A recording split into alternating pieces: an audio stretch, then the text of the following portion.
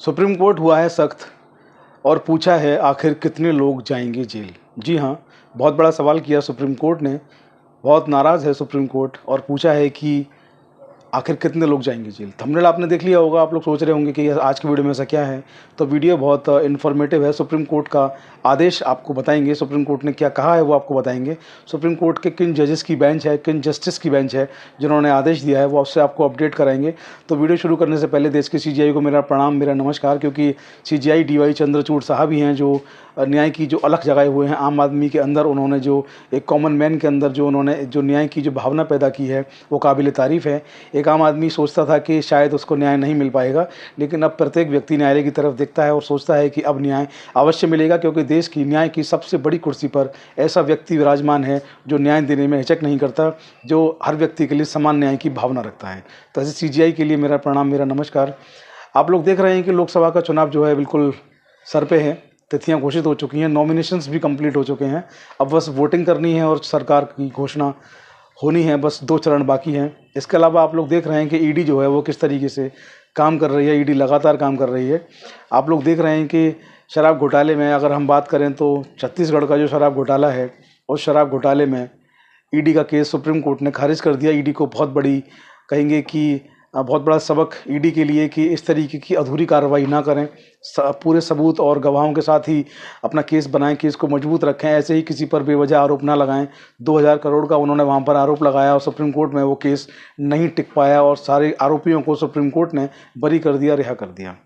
तो ये बहुत बड़ा अपडेट ईडी को लेकर के, ईडी जो है किस तरीके की कार्रवाई कर रही है। और आप ये भी देख पा रहे हैं कि जो किस तरीके की कार्रवाइयाँ उन पर अलग अलग स्टेट में ईडी पर भी हो रही हैं। इसके साथ ही आप लोग देख पा रहे हैं कि दिल्ली की जो मुख्यमंत्री हैं, दिल्ली के अरविंद केजरीवाल, दिल्ली की जो सरकार है वो शराब घोटाले में किस कदर फंसी हुई है। उनके मंत्री और उनके उप मुख्यमंत्री और उनके मुख्यमंत्री सब जेल में हैं। जेल से सरकार चलाई जा रही है। देश के पहले मुख्यमंत्री अरविंद केजरीवाल ऐसे बन गए हैं जो जेल में रह करके अपनी सरकार को चला रहे हैं। संजय सिंह, उनकी ज़मानत जो है वो हो चुकी है और जमानत पर आने के बाद वो आक्रामक रूप से तमाम जगहों पर भाजपा को घेरे हुए हैं। चुनावी माहौल है, सब कुछ आप लोग देख रहे हैं।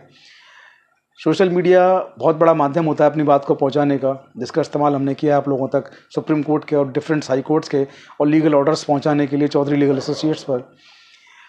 न्यूज़, अखबार, टीवी चैनल, सोशल मीडिया हमारे सोर्सेज हैं। तमाम सूचनाएं, तमाम जानकारियां, तमाम ऑर्डर्स वहीं से लिए जाते हैं। तो आज का जो ऑर्डर है बहुत ही इंटरेस्टिंग है।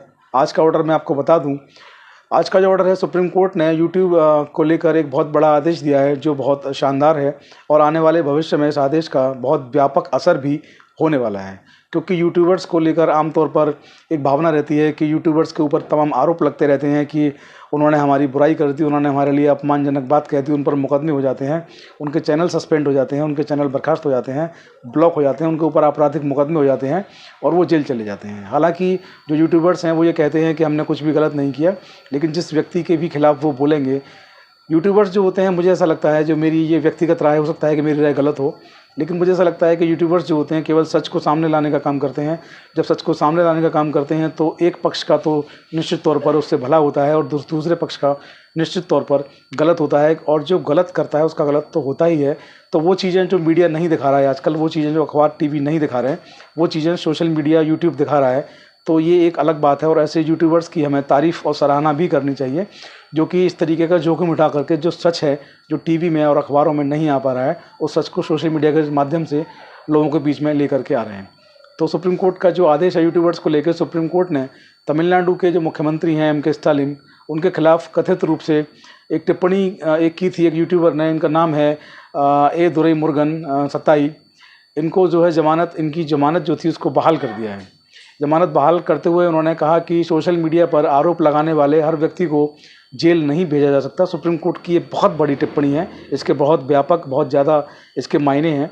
सुप्रीम कोर्ट ने स्पष्ट कहा कि सोशल मीडिया पर किसी भी आरोप लगाने वाले व्यक्ति को, हर व्यक्ति को जेल नहीं भेजा जा सकता है। कोई सबूत नहीं कि उन्होंने स्वतंत्रता का दुरुपयोग किया है। और कहा कि हम यूट्यूब पर आरोप लगाने वाले हर व्यक्ति को अगर जेल भेज दें तो कल्पना करिए कि जेल की हालत क्या होगी और कितने लोग जेल चले जाएंगे।